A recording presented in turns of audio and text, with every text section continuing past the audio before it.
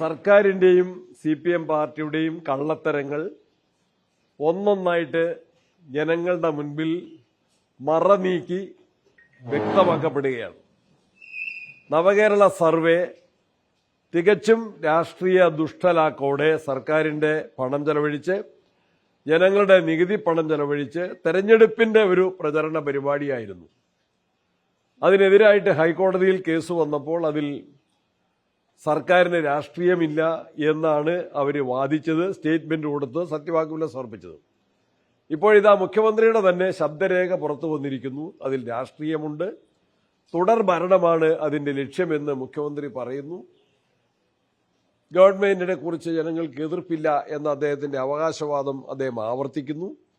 അപ്പോൾ ഹൈക്കോടതിയിൽ കൊടുത്ത സത്യവാങ്മൂലത്തിന് വിരുദ്ധമായിട്ടാണ് മുഖ്യമന്ത്രിയുടെ തന്നെ വെളിപ്പെടുത്തൽ. അതുകൊണ്ട് ഈ അസത്യ പ്രഖ്യാപനത്തിന് ഗവൺമെന്റ് ഉത്തരവാദിയാണ്, അതിന് മറുപടി പറയണം. എന്തിനു വേണ്ടിയാണ് ഇത് തട്ടിക്കൂട്ടിയത് എന്ന് എല്ലാവർക്കും അറിയാം. തദ്ദേശ തെരഞ്ഞെടുപ്പിലുണ്ടായ ദയനീയമായ പരാജയത്തെ മറച്ചുപിടിക്കാൻ സർക്കാർ സംവിധാനവും പൊതുഖജനാവിലെ പണവും ഉപയോഗിച്ച് നടത്തിയ അഭ്യാസം വിലപ്പോയില്ല. അതിനെതിരെ കോടതിയുടെ നിർദ്ദേശവും വിധിയും വന്നത് അങ്ങേയറ്റം സ്വാഗതാർഹമാണ്. മുഖ്യമന്ത്രി ഉത്തരം പറയേണ്ട, ഉത്തരം മുട്ടി നിൽക്കുന്ന അവസ്ഥയിലാണുള്ളത്.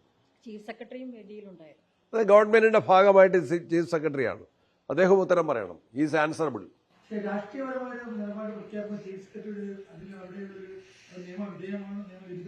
ചീഫ് സെക്രട്ടറി നമുക്കറിയാമല്ലോ, ഗവൺമെന്റിന്റെ മന്ത്രിമാരും മുഖ്യമന്ത്രിയും രാഷ്ട്രീയ പ്രേരിതമായിട്ട് പാർട്ടി സെക്രട്ടറിയും എടുക്കുന്ന ഒരു തീരുമാനവും നടപടിയും നടപ്പിലാക്കാൻ അവരൊക്കെ ബാധ്യസ്ഥരല്ലെങ്കിൽ പോലും നിർബന്ധിതരാവുകയാണ്. ഫെയർനെസ് പാലിക്കാൻ, സത്യസന്ധതയും കൃത്യനിഷ്ഠയും പാലിക്കാൻ അവർ ബാധ്യസ്ഥരാണ്, നിയമം അനുസരിക്കാൻ അവർ ബാധ്യസ്ഥരാണ്. പക്ഷേ രാഷ്ട്രീയ നിർദ്ദേശങ്ങൾക്ക് അവർ വഴങ്ങുന്നു എന്നതിന്റെ തെളിവാണ്.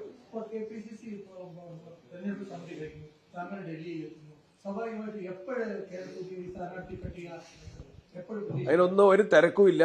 നമുക്ക് തെരഞ്ഞെടുപ്പിന്റെ ഡേറ്റും കാര്യങ്ങളും വരട്ടെ, തെരഞ്ഞെടുപ്പ് കമ്മീഷൻ പ്രഖ്യാപനങ്ങൾ വരട്ടെ, ഞങ്ങൾ അതിനുശേഷം അതിന്റേതായ നടപടികൾ സമയത്ത് കൊടുക്കും. ഇതിപ്പോ പറഞ്ഞു കഴിഞ്ഞു. അതിന്റെ കാര്യങ്ങള് ചർച്ചകൾ നടത്തിക്കൊണ്ടിരിക്കുകയാണ്. ചർച്ചകൾ നടത്തി ഡേറ്റ് ഒന്നും ഫൈനലൈസ് ചെയ്തിട്ടില്ല, അതിനായിട്ടൊരു ടൈം ടേബിൾ ഒന്നും ഫിക്സ് ചെയ്തിട്ടില്ല. ആ പ്രോസസ് ഈസ് ഗോയിങ് ഓൺ. നമുക്കറിയാം UDFന്റെ പൊതുയുഗ യാത്ര പുരോഗമിക്കുകയാണ്, മുന്നേറുകയാണ്. അതിന്റെയൊക്കെ സമയപരിമിതിയുണ്ട്. ഞങ്ങൾ ചർച്ചകൾ തുടരുകയാണ്.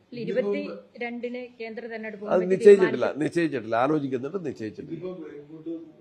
അത് അത്യാവശ്യമായ AICC ആയിട്ടൊക്കെ കാണേണ്ട ചില കാര്യങ്ങളുണ്ടല്ലോ. അതെ, അതുൾപ്പെടെ ഉണ്ടാവും. അങ്ങനെയായിരുന്നില്ല. AICC നമുക്കറിയാം, കഴിയുന്നത്ര ആൾക്കാരെ കാണുക, ദീപാജിയും ഉണ്ടാവും. ഞാൻ ഇന്ന് നാളെ രാവിലെ പോകാനാണ്. അതൊക്കെ തീരുമാനിക്കേണ്ടതൊക്കെ പാർട്ടി നേതൃത്വമാണ്, ഹൈക്കമാൻഡാണ്. അത് തീരുമാനം ഹൈക്കമാൻഡാണ്. അങ്ങനെയൊന്നും ഇല്ലില്ല, അതൊന്നും തീരുമാനിച്ചിട്ടില്ല, ഫൈനലായിട്ടില്ല. അതിന്റെ ഏർലിയസ്റ്റ് എന്ന് പറഞ്ഞാൽ അതിന്റെ സമയം എടുക്കും. ഒരു തിരക്കുമില്ല, യാതൊരു തർക്കവുമില്ല. വളരെ വളരെ സൗഹാർദ്ദതയിൽ, വളരെ യോജിപ്പിൽ, വളരെ നന്മയിൽ, പൊതു ലക്ഷ്യത്തിൽ, പൊതുയുഗ യാത്രയുടെ എല്ലാം ചൈതന്യത്തിൽ, തദ്ദേശ തെരഞ്ഞെടുപ്പിന്റെ വിജയത്തിന്റെ ആത്മവിശ്വാസത്തിൽ ഞങ്ങൾ ഒറ്റക്കെട്ടായിട്ട് മത്സരിക്കാനാണല്ലോ പാർട്ടി ഒരു ധാരണയിലെത്തിയിട്ടുള്ളത്. അപ്പൊ താങ്കളുടെ അധ്യക്ഷ now I am standing before U.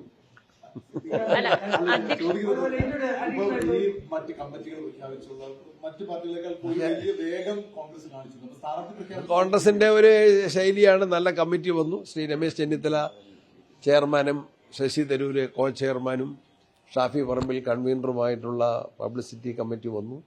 അതുപോലെ ബെന്നി ബെഹനാൻ ചെയർമാനായിട്ടുള്ള മാനിഫെസ്റ്റോ കമ്മിറ്റി വന്നു. അതെല്ലാം വളരെ ദ്രുതഗതിയിൽ അവരുടെ പ്രവർത്തനങ്ങളിലേക്ക് കടക്കുകയാണ്. നേരത്തെ തന്നെ മുന്നൊരുക്കങ്ങൾ ആരംഭിച്ചിട്ടുണ്ട്. അതിന്റെ വേഗത കൂട്ടാൻ ഇതൊക്കെ സഹായിക്കും. ശരി, താങ്ക് യു.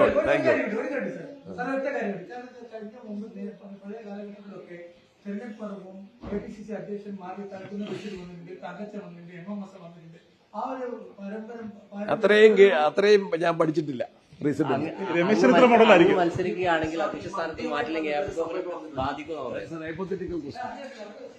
എവിടെയാ മദ്യവുമായിട്ട് ബന്ധപ്പെട്ട് ഇപ്പോൾ ഒരു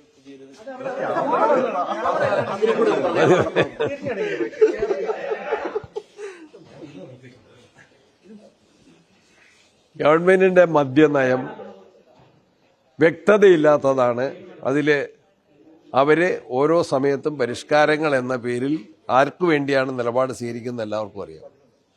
ഇപ്പോഴത്തേതും തെറ്റായ സമീപനമാണ് ഗവൺമെന്റ് സ്വീകരിച്ചിട്ടുള്ളത്. തിരുത്തണം, തെറ്റ് തിരുത്തണം.